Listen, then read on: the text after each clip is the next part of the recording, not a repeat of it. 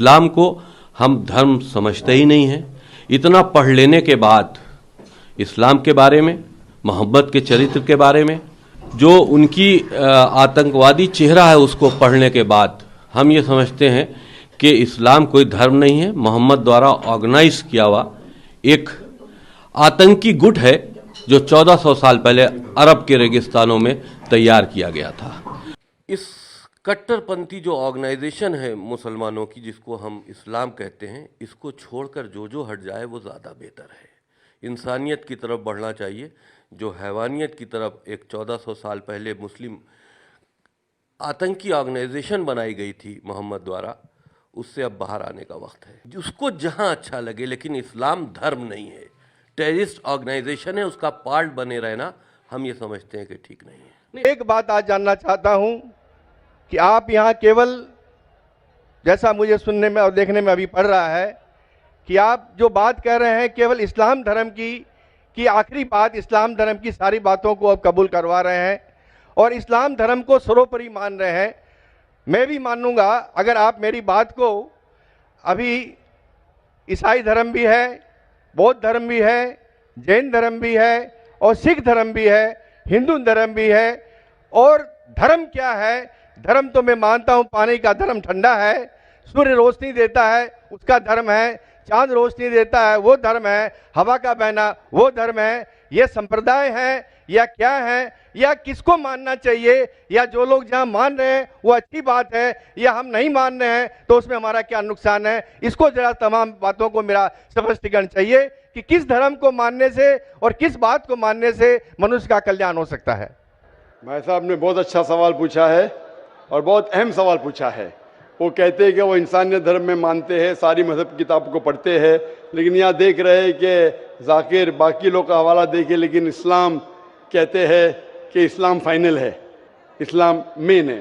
ये आपने जैसा कहा, इस्लाम मेन है। भाई साहब ये मैं नहीं कह रहा हूँ, ये वेद में लिखा है। अगर वेद में लिखा है कि आखिरी अवतार कल के अवतार है, अगर लिखा है तो मैं उस चीज को निकाल नहीं सकता हूं ना। मैंने तो नहीं लिखा हूं, उसी तरीके से बाइबल में लिखा है। आपने कहा बाइबल का, आपने कहा वेद का, बाइबल में लिखा है। बाइबल पढ़ेंगे, gospel of John chapter number 16 verse number 12 to 14, Isa अलैहिस्सलाम कहते हैं, I have many things to say unto you but he cannot bear them now, for he when the spirit of truth shall come he shall guide you unto all truth, he shall not speak of himself, all that he shall speak। ये दे रहे हैं कि एक आखिरी पैगंबर मोहम्मद सल्लल्लाहु अलैहि वसल्लम आने वाले। ये मैंने तो बाइबल नहीं लिखी ना, मैंने तहकीक की। अगर मैं तहकीक कर आप आके बोलो डॉक्टर जाकिर नाइक आप जो कह रहे बाइबल में नहीं है, लेकिन आपने कभी नहीं सुना, आप अजीब बात सुन रहे तो आपको अजीब लग रहा है और बहुत लोग को अजीब लग रहा है। कुछ लोग कबूल कर रहे, कुछ लोग कबूल करने से डरते। फर्क ये है। नहीं सुनिए बात, तो ये आप बोलना चाहिए जाकिर भाई बाइबल में gospel of John chapter 12 verse 14 है ही नहीं। अब लेके आओ बाइबल, पढ़ो मेरी बात। ये कल की पुराना है ही क्या? नहीं, आपकी किताब में लिखा है तो मैं छुपा तो नहीं सकता हूं ना। मैं क्या कहता हूं कि सारी धार्मिक किताब को लो और यकसा है वो फॉलो करो, जो यकसा नहीं उसको छोड़ दो ना। तो अक्सर जितने अहम मजहब है, चाहे हिंदू मजहब है, चाहे बुद्ध मजहब है, चाहे ईसाईयत है, चाहे जुडाइज्म है, चाहे इस्लाम में, सारे में यकसा लिखा है। आप अगर पढ़ेंगे हिंदू मजहब की किताब, वेद पढ़ेंगे, बाइबल पढ़ेंगे, Old Testament, New Testament, Judaism, Christianity, Islam, ये चारों मेन मजहब को आप लेंगे, सब में लिखा है खुदा एक है, उसका कोई अक्स नहीं है, आखिरी पैगंबर मोहम्मद सल्लल्लाहु अलैहि वसल्लम है। तो मैं थोड़ी छुपा सकता हूँ। मुसलमान भी चौंक जाते, इस्लाम और हिंदुइज्म में यकसानियत हो ही नहीं सकती। कितने मुसलमान मेरे खिलाफ है, हिंदुइज्म और इस्लाम में यकसानियत हो ही नहीं सकती। लेकिन जब खुदा फरमाते तालव इला कलिमतिन सवाइम बैना बैनकुम, आओ हम उस बात की तरफ जो यकसा है। मैं भाई साहब जितनी लंबी तकरीर में दे सकता हूँ हिंदू और इस्लाम मजहब में यकसानियत, उससे लंबी तकरीर दे सकता हूँ डिफरेंसेस के ऊपर, इख्तिलाफ पे। लेकिन मेरा काम इख्तिलाफ ने, मेरा काम यकसानियत का है, क्योंकि मैं तालिब इल्म हूँ। मैं अगर तकरीर करने लगूँ कि हिंदू मजहब और इस्लाम में डिफरेंस क्या है, तो और लंबी तकरीर कर सकता हूँ मैं। लेकिन मेरा काम है लोगों को जोड़ना, लोगों को तोड़ना नहीं। लेकिन जोड़ते वक्त जब मालूम पड़ रहा है सही, अगर बाकी के धार्मिक गुरु अपने लोग से नहीं कह रहे, क्या उनके किताब में लिखा है कि खुदा एक है, खुदा के अलावा किसी की और पूजा नहीं करना चाहिए, आखिरी पैगंबर मोहम्मद सल्लल्लाहु अलैहि वसल्लम, उनकी गलती है, मेरी गलती क्या है? और मैं तो खुले मंच पे बोल रहा हूं ना, और मैं कहता हूं कि आओ आपके धार्मिक आदमी को लेके आओ, अगर गलती है बैठ के हम डिस्कशन करेंगे, जिस तरीके से मैंने श्री रविशंकर के साथ किया था। श्री रविशंकर हिंदुस्तान में सबसे ज्यादा माने जाने वाले इन स्क्रिप्चर्स में श्री रविशंकर है, उनके साथ मुनाजरा किया मैंने ओपन स्टेज के ऊपर, ओपनली। तो इसके अंदर अगर हक बात सामने आ रही है, लोग हक कबूल कर रहे, उसमें क्या है? आप मुझे ऐसी कोई चीज लेके आओ जो मैं नहीं मानता हूं और कुरान और वेद में लिखे मैं फौरन मानूंगा। अब एक चीज पेश करो मुझे, एक जो कुरान और वेद में लिखा है इसमें मैं अमल नहीं करता हूं, फौरन अमल करूंगा। भाई साहब समझ रहे क्या बोल रहा हूं मैं? इसको कहते हैं इंसानियत। खाली मुंह से बोलना इंसानियत क्या है? ये तो पॉलिटिशियन का काम हो गया, मैं सब में मानता हूं, सब में मानता हूं, सब में मानता हूं तो अमल तो करो। जो आदमी अमल नहीं करता, सिर्फ मुंह से बोलता है, वो तो माफ करना मेरे हिसाब से ये ढोंगी है। वो जितने लोग आते प्लेटफॉर्म पे बोलते सर्वधर्म एक है, वो ढोंगी है, उन्होंने अपनी किताब ही नहीं पढ़ी है। ऐसे ढोंगी लोग से क्या बात करना? मैं हक की बात कर रहा हूं। आप एक चीज मुझे दिखाओ जो कुरान और वेद में लिखी है, मैं फौरन मानूंगा। चैलेंज करता हूं मैं, एक चीज लिखो जो आपके शास्त्र में लिखी और कुरान में लिखी है, फौरन मानूंगा मैं।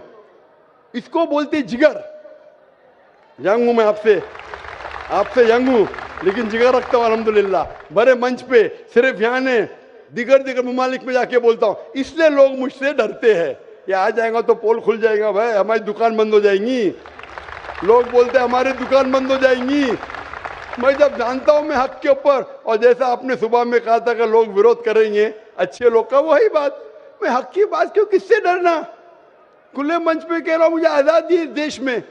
अगर किसी को आने का मुकाबला करने का तो डायलॉग भी करने को मैं तैयार हूं। ऐसा आदमी जिसके पास इल्म है, चाहे हिंदू मजहब का हो चाहे क्रिश्चियनिटी मजहब का हो, कोई भी शख्स जो 10,000 पब्लिक, कोई भी हिंदू कोई भी क्रिश्चियन दुनिया में जो अपने खुद की तकरीब पे 10,000 लोग को गैदर कर सकता है। यहाँ माशाल्लाह कितने लोग हैं? यहाँ तकरीबन 5-10 लाख लोग हैं, बराबर। सिर्फ 10,000 अपनी तकरीब पे अगर वो जमा कर सकता है और मुझसे मुनाजरा करना चाहता है, मैं तैयार हूँ। कोई आलतू फालतू रस्ते वाले से नहीं, 10,000 लोग को अपनी तकरीब पे जमा कर सकता है वो, और मुझसे मुनाजरा करना चाहता है, मैं तैयार हूँ। क्योंकि मैं हक की बात करता हूँ। खाली बोलना सर्वधर्म क्या है? मैं सच्ची में लोग को एक करने चाहता हूँ, जो कुरान में लिखा है, जो वेद में लिखा है, जो बाइबल में लिखा है। वाकई ये मानना पड़ा कि उठ के अब बज़्म जहां का और ही अंदाज है, उठ के अब बज़्म जहां का और ही अंदाज है, मशरिको मगरिब में तेरे दौर का आगाज है। 2 पर माइक नंबर 2 पर अगर कोई गैर मुस्लिम भाई हैं तो अपना सवाल कर सकते हैं। सर मैं कहना चाहता हूँ कि जो वर्दी पहनते हैं वही क्या देशभक्त होते हैं?